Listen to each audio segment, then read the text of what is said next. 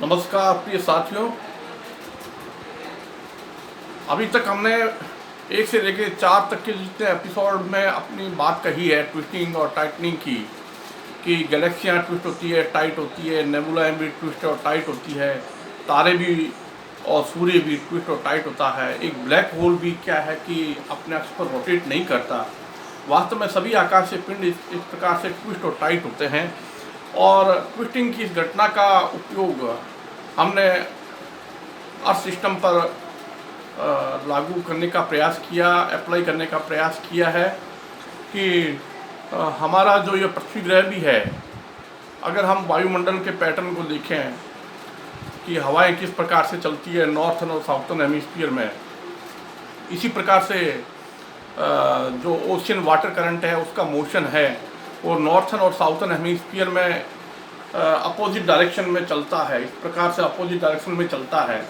और हमने ये भी बताया कि सॉलिड जो लिथोस्फीयर क्रस्ट है उसकी जो ज्योमेट्री है वो भी इसी प्रकार से स्पष्ट रूप से दिखाई देती है कि वो नॉर्थन और साउथर्न पार्ट में एक दूसरे के अपोजिट है। जैसा कि हमने इस मैप के माध्यम से समझाया कि अफ्रीका की अगर शेप देखें और साउथ अमेरिका की देखें, नॉर्थ अमेरिका की देखें, इंडिया की देखें, इस प्रकार से जो ये मलेशिया, इंडोनेशिया, दूसरे छोटे छोटे द्वीप हैं उनको देखें, ऑस्ट्रेलिया को देखें, इस प्रकार से न्यूजीलैंड और ये ऊपर के जो कॉन्टिनेंट एक दूसरे के अपोजिट डायरेक्शन में ट्विस्ट हो रहे हैं।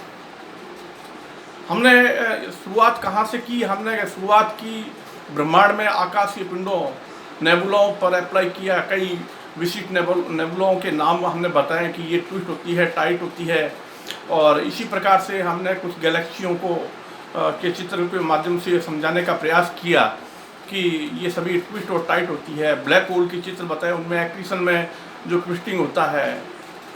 इसी प्रकार से हमने सूर्य पर भी इसी बात को अप्लाई किया कि सूर्य पूरे एक सोलर साइकिल में, एक पूरे सौर चक्र में सूर्य जो है एकदम टाइट हो जाता है, फिर वापस लूज होने लगता है।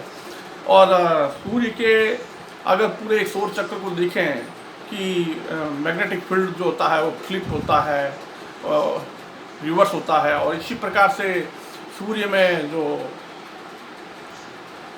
सन स्पॉट है वो मैक्सिमम मिनिमम होते रहते हैं। एक सोलर साइकिल में मैक्सिमम होने के बाद में वापस वो मिनिमम होने लगते हैं। इसी प्रकार और आगे बढ़ते हैं तो सूर्य में जो सूर्य की जो शेप है, पोल पर फ्लैटनिंग और इक्वेटर पर बल्गिंग, वो इस प्रकार से क्या है सूर्य में भी इसी प्रकार से होता है।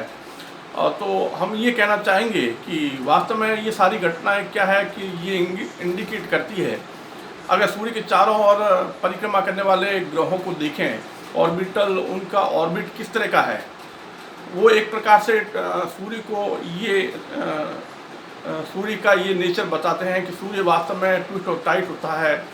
सोलर फ्लेयर्स और सूर्य से निकलने वाले रेडिएशन, लाइट, और इसी प्रकार से सूर्य के सोलर वाइंड, और इसी प्रकार और भी है हेलियोस्फेरिक करंट सीट है, ये सभी मिलकर के हमें ये बताते हैं कि वास्तव में सूर्य जो है एक प्रकार से ट्विस्ट होता है, टाइट होता है।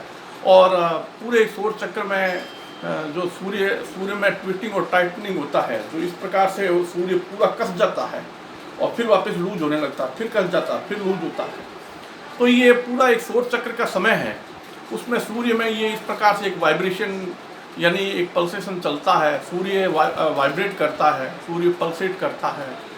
तो सूर्य के चारों ओर परिक्रमा करने वाले ग्रहों की बात देखें तो वो रिट्रोग्रेड ऑर्बिटिंग करते हैं, उनकी ऑर्बिटल वेलोसिटी कांस्टेंट नहीं रहती है। इसके साथ साथ अगर हम सूर्य की सरफेस को देखें, कोरोनल मास इजेक्शन को देखें, और इसी प्रकार से सूर्य में सोलर एक्टिविटीज़ है पूरे सौर चक्र में मैक्सिमम हो जाती है। इसके पीछे मूल कारण ये है कि वास्तव में सूर्य पूरा कस जाता है और वापस लूज होने लगता है। इसी प्रकार से अगर हम जुपिटर, सैटर्न, यूरेनस, नेपच्यून इन सभी में देखें तो उनके कुछ चंद्रमा जो है उल्टी डायरेक्शन में रिट्रोग्रेड और प्रोग्रेड ऑर्बिटल मोशन करते हैं। इसी प्रकार से बृहस्पति के 4 चंद्रमा हैं जो उल्टी परिक्रमा करते हैं बृहस्पति की शनि के भी कई चंद्रमा हैं जो शनि की उल्टी परिक्रमा करते हैं। नेपच्यून का एक मून है ट्रिटन, वो उल्टा चलता है, उल्टी डायरेक्शन में क्या है कि ऑर्बिट करता है और उसकी परिक्रमा करता है। तो इस प्रकार से प्रोग्रेड और रिट्रोग्रेड जो मोशन है, ऑर्बिटल मोशन है, उसके पीछे मूल कारण ये है कि वास्तव में क्या है कि ये ट्विस्ट होते हैं, टाइट होते हैं। अगर हम बृहस्पति के अंदर डिफरेंशियल रोटेशन देखें, सूर्य में देखें और अन्य तारों में भी देखें और शनि में देखें और गैस गियन प्लैनेट यूरेनस नेपच्यून में भी देखें, तो इस प्रकार से वो एक प्रकार से ट्विस्टिंग और टाइटनिंग होता रहता है। ये सब इंडिकेट करते हैं कि क्या ये बात पृथ्वी पर लागू की जा सकती है। हमने पृथ्वी पर इसको अप्लाई किया और हमने ये बताने का प्रयास किया कि पृथ्वी की सरफेस पर अभी वर्तमान में जो कॉन्टिनेंट की जमावट है, जिस प्रकार से कॉन्टिनेंट की जो शेप दिखाई देती है वो इस प्रकार से एस प्रकार से दिखाई देती है, और इस प्रकार से एस प्रकार से आप देख करके कह सकते हैं कि वास्तव में पृथ्वी भी ट्विस्ट होती है, पृथ्वी भी टाइट होती है। हवा, पानी और सॉलिड क्रस्ट को आप देख करके आप ये समझ सकते हैं कि सूर्य गैस गियन के साथ साथ पृथ्वी भी जो है एक प्रकार से ट्विस्ट होती है।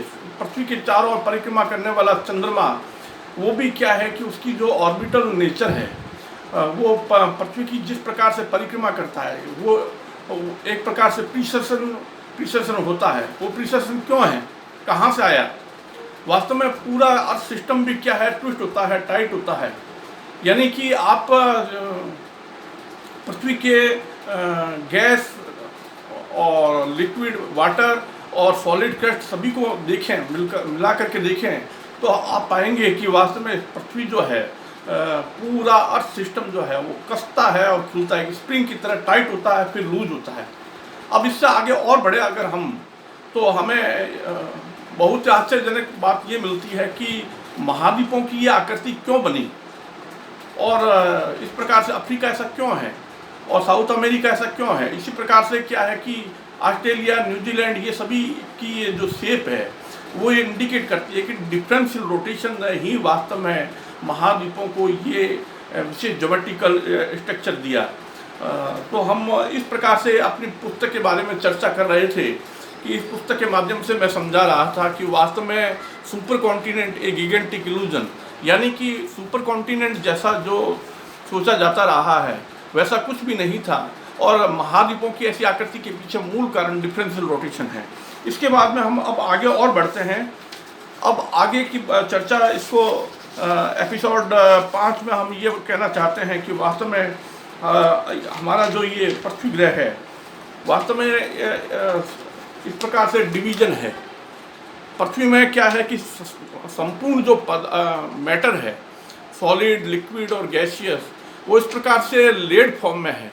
देखिए ये अलग अलग लेयर्स हैं पृथ्वी की, inner core, outer core, mental, crust, और इस प्रकार से, और इसी प्रकार से पृथ्वी का जो वायुमंडल है, पृथ्वी का वायुमंडल इस प्रकार से लेड फॉर्म में है। इस प्रकार से हम देखते हैं कि पृथ्वी का संपूर्ण वायुमंडल सिंपली ऐसे डिस्ट्रीब्यूट नहीं है, बल्कि एक सिस्टमेटिक ढंग से डिस्ट्रीब्यूट है। और इस प्रकार से आगे और बढ़ते हैं तो सूर्य में देखें तो सूर्य में इनर कोर है जो रेडिएटिव जोन है, कंडक्टिव जोन है, फोटोस्फीयर है, क्रोमोस्फीयर है, कोरोना है, ये सभी क्या है कि लेड फॉर्म में है। ब्रह्मांड में डार्क मैटर और डार्क एनर्जी भी क्या है कि इस प्रकार से अस्त व्यस्त नहीं है। डार्क मैटर और डार्क एनर्जी एकदम सुव्यवस्थित ढंग से, मतलब लेड फॉर्म में जमी हुई है। और ब्रह्मांड का अदृश्य ये जो डार्क मैटर और डार्क एनर्जी है, इसका अस्तित्व का इसका प्रमाण मिल चुका है कि वास्तव में डार्क मैटर और डार्क एनर्जी होती है। अब साथ में मैं एक बात और कहना चाहूँगा कि क्योंकि पृथ्वी की शेप जो है ऑब्लेट है, तारों की शेप भी ऑब्लेट है, इसी प्रकार से अर्गोस्फीयर और सभी की ब्लैक होल में एक अर्गोस्फीयर होता है, वो ऑब्लेट शेप का होता है। इस प्रकार से अगर आप देखें कि पृथ्वी की जो शेप है वो ऑब्लेट है, तारों की शेप भी ऑब्लेट है, अनेक तारे ऐसे हैं जिनकी शेप क्या है, ऑब्लेट होती है। तो इससे हम क्या कहना चाहते हैं? इससे हम ये कहना चाहते हैं कि एक तो क्या है कि लेड फॉर्म में है, मतलब मैटर जो है वो कंसेंट्रिक रूप से क्या है, डिवीजन नहीं है, बल्कि कन्फोकल रूप से डिवीजन है। जब हम इसकी मैथमेटिक्स में जाते हैं तो देखिए कि एक ऑब्लेट स्फीरॉइड की मैथमेटिक्स क्या कहती है। इस प्रकार से एक ऑब्लेट होता है, उसके साथ में हाइपरबोलॉइड भी होता है। तो हम बात कर रहे हैं कि कंसेंट्रिक स्फीयर नहीं बल्कि कन्फोकल ऑब्लेट स्फीरॉइड होता है। तो इस प्रकार से अगर हम देखें एक इलिप्स के जो प्रॉपर्टीज होती है, इलिप्स में क्या है कि अलग अलग पैरामीटर जब अलग अलग वैल्यू रखते हैं तो उसमें क्या है कि हाइपरबोला और इस प्रकार से इलिप्सेज आते हैं। अगर हम 3 डायमेंशन की बात करें तो 3 डायमेंशन में आप देख सकते हैं कि एक इलिप्सॉइड के अंदर हाइपरबोलॉइड, और इस प्रकार से ये देखिए, इस प्रकार से अगर आप इस पिक्चर को देख सकते हैं तो वास्तव में क्या है कि ब्रह्मांड में डार्क मैटर और डार्क एनर्जी जो है वो एक प्रकार से सुव्यवस्थित ढंग से कन्फोकल ऑब्लेट के रूप में व्यवस्थित होती है। यानी कि डार्क मैटर और डार्क एनर्जी जो है वो अस्त व्यस्त ढंग से नहीं है, एक सिस्टमेटिक पैटर्न है। ब्रह्मांड में डार्क मैटर और डार्क एनर्जी जो है कन्फोकल ऑब्लेट स्फीरॉइड की स्ट्रक्चर में है। धन्यवाद मित्रों, आगे की चर्चा के लिए आप देखिए, आगे के वीडियो देखिए। धन्यवाद।